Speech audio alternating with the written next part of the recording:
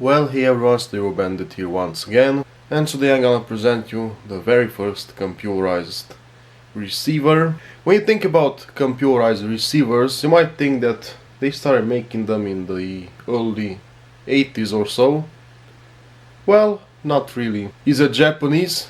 No, it's not, and you'll get quite surprised. Ladies and gentlemen, allow me to present you the 1978 Audio Pro TA-150 fully computer-controlled AM/FM stereo receiver, development and designed by TA-150 Sweden. So this is a Swedish receiver. Now some of you might know that Audio Pro did make quite a few interesting speakers back in the 80s with a lot smaller drivers, because they believed in smaller drivers rather than bigger ones, because they say that those are faster and all that. And they also did some subwoofers as early as the early 80s, or maybe even earlier in the late 70s. Audio Pro is very popular in Sweden. At least it was way back when. Now back to this receiver. I'm not really sure whether it's from 1978 or 1979. It was probably introduced in late 1978, because on the internet I did find some specifications, and those specs say that it was made between 1979 and 1982. However, when I bought this particular receiver off the internet, I remember it was listed as a 1978, so I don't know. Anyway, this thing is fully computer controlled, something that you might think that was impossible in the 70s, and it turns out not to be. Now if you show this receiver to a non-enthusiast or someone who isn't really familiar with these amplifiers or receivers, they might tell you that it must be pretty recent, because it really looks modern. As you can see, it has buttons everywhere and, you know, a volume knob, or it's actually digital revved, it's not really volume knob. It also controls a lot of other things, which I'm gonna show you pretty soon. As you can see, it has a very decent build quality. It's not the biggest receiver, considering that it does have quite a bit of power, and look at that top cover, it's really solid. As you can see, it has 6 screws on top and 2 on each side, and overall it has the feeling that it's built like a tank.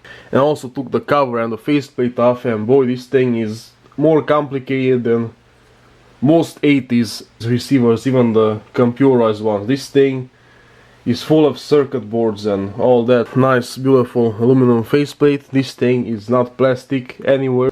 So anyway, let's go through the features and functions. In here it has the standard phone jack, power button, and it's fully digital, as you can see, because it's in standby. It won't fully turn off. FM1, FM2, FM3, FM4 and FM5, AM1, AM2, and here's the monitor, tape 1, tape 2, phono 1, phono 2, only moving magnet as it seems like, aux, and these are the low and high filters. This is the mono button for the radio, if you don't want it in FM mode, linear, loudness on or off, FM muting. This is a universal jog that has the typical click sound of a modern receiver or amplifier. Just listen to it. And it doesn't only control the volume, but also all these things: the volume, balance, bass, mid, treble and tuning for the radio. So it does all that. So without further ado, let's turn it on. Let's select the source. If you press the power button, nothing much will happen. It will still remain in standby, and when it's in standby it does have a digital clock. In order to turn it on, you have to press one of these sources. So I'll press the FM1 and watch it come to life. As you can see, it came to life. The FM1 LED turned on, because all the buttons have their LEDs to indicate you what's on and off. And when you turn it on, It will first cycle between all of them and it will go back to volume. So let me show how it does. As you can see, it's cycling through all of them and it goes back to volume again. So it does have a volume indicator over here, so once you turn the volume up, more LEDs will come on depending how high your volume is. So this is the volume indicator, pretty much. It's really cool. And this is the maximum. It also indicates the balance. It's in a center base. The last two LEDs are up, so that means that it's on the maximum. Mid, flat, treble is also flat, and tuning, as you can see, you can twist the knob. It's not too responsive, but it does the job. So back to volume. When did you see a 70s receiver being fully digital controlled? Well, I certainly haven't before this receiver, so that's really unusual. The technology itself is very interesting, even though I'm not a fan of these digital or computerized receivers. And here's why I don't like these computerized receivers or amplifiers and pretty much every computerized audio gear. Not only do they don't have this beautiful feeling like the fully analog ones, they're also a lot less reliable, and it even applies to the earlier ones, and this thing is no exception. The radio itself works, but when you press these controls it's really not as responsive as it used to be. It also has other problems other than the commands not responding properly and the tuner not keeping the frequency. Despite it being quite well built, the exterior that is generally unreliable because it's a computerized receiver. Now as far as specs go, I couldn't find a lot of information about it, and I don't have the owner's manual, but I might probably wonder how powerful it is. I found out that it's rated at 120 watts per channel into 4 ohms. For a receiver of this size, it's actually very good. So the sound itself is neutral. It's neither cold or warm, but it's neutral, which is okay enough. It could have a bit more bass, because in my opinion it's lacking a bit of bass. But the good thing is that it also has a mid adjustment, which is a plus. Alright, so here's how the back side looks like.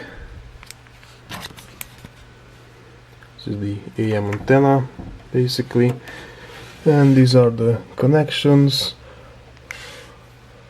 Phono 1, 2, tape 1, 2, FM antenna. This connection is quite unusual. You would usually see it on much newer receivers, so that's not a bad thing that it has it. Auxiliary, and it also has preamp out or power amp in, so this thing can also be used as a preamp or a power amp, so that's not a bad thing. Speaker connections, speaker 1 and speaker 2, standard DIN connections, as you can see, and of course it's made in Sweden, as it clearly says here. 50-60 Hz integrated power cable. These are the only analog switches on this particular receiver. For the speakers 1 or 2, you can either turn them on or off if you want. Overall it's a quite interesting receiver, this one. Would I recommend it? Not really. Would I be able to live with it for the rest of my life if I had no other choices? No, I wouldn't. And not necessarily because of the sound, but rather because of it being computerized and unreliable. This thing isn't worth a whole lot. If it's fully working in great condition, it's worth less than 200 euros, so that's not a whole lot. So in my opinion, it's not worth to save these or repair them unless you really like them. So I'm gonna sell this thing to someone who will probably fix it or sell it further. If you like this thing and you might wanna buy one, you should be careful. I'll recommend you to test it before you buy it, if you have that possibility. So let's turn it off. Alright, and with that being said, now I'm gonna end this video. Hope you liked it. If you did, why not? Thumbs up.